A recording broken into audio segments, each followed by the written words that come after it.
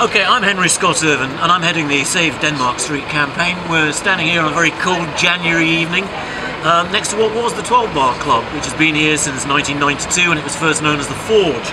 I believe today it is squatted. It's been squatted for a couple of days. This was news to me. They're called...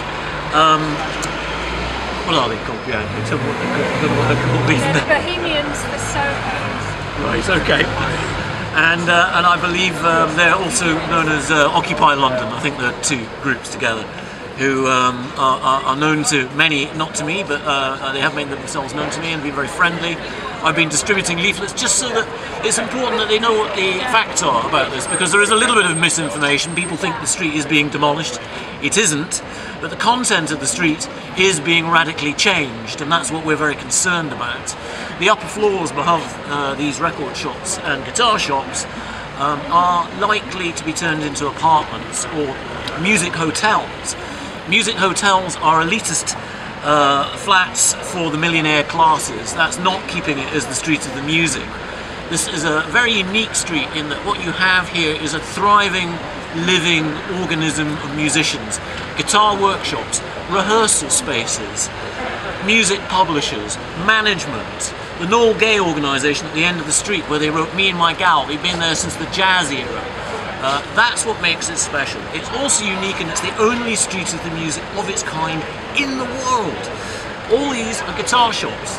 There's the Alley Cat over there where Regent Sounds is, where the Rolling Stones recorded their very, very first album. Black Sabbath recorded there. Further along the road was Central Sound. David Bowie used to be a runner at Southern Music Publishing, and then he got to do his first recording there, upstairs at Central Sound Studios. What we're saying to the music industry, and this is very important to rock stars, musicians, it isn't just the enemy of the developer. He's an independent, he's talking to us, he has my ear, I have his ear. We are in communication, there is a liaison. Camden Council are in liaison. I'm talking to Frank Dobson MP. There is now a community of communication. We're also talking directly to the Greater London Authority, who are coming along next week to talk to us, and we're saying to musicians, show faith in the street, come back, don't let the music die in Denmark Street. You can't just blame property developers, you have to come back and invest. MCPS, MU, come back here, put your offices here. Record labels, come back, put your offices here. What we're also saying is, you know, Pete Townsend, Totem Willing, Chrissy Hind, where are you? Why can't you come and actually speak for 5 minutes in support of this? Elton John, who had his very first job here, David Bowie, come back, you're millionaires, invest in this street, the street of the music. Don't let the music die, please. We're doing this for nothing. I'm not an anarchist, I've worked in music documentaries all my life. I want this music street to stay. I want it to be here. I want it to be here in 25 years' time, 100 years' time. The developers say that will be the case. It isn't. It's window dressing. It's tokenist guitar shops that will be left here, the few that can afford to stay. The rest will go because the rents will go up and it will become a hotel and flats, and all that you see here will be gone forever. Don't let the music die like it did in Beale Street in Memphis. Hi, I'm Bianca and I'm here on Denmark Street to represent Save the Spirit of Soho.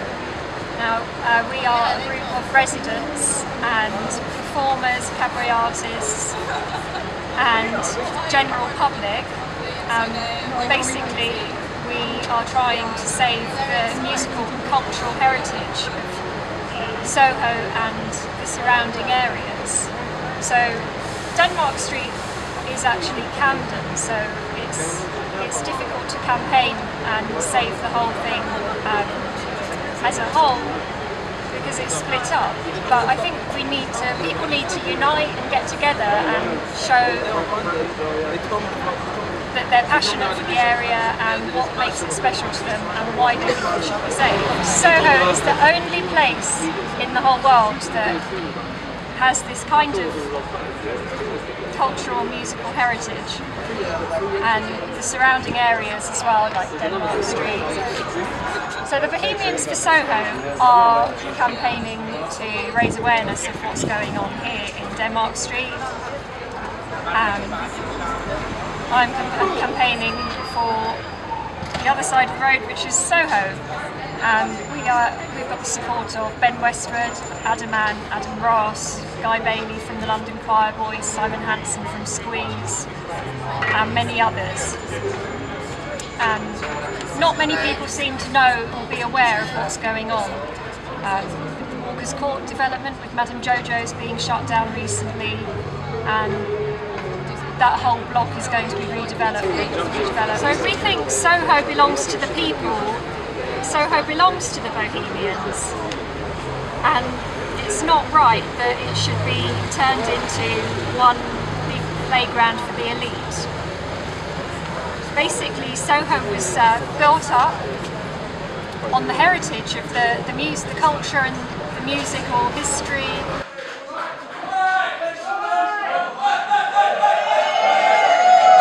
Make money.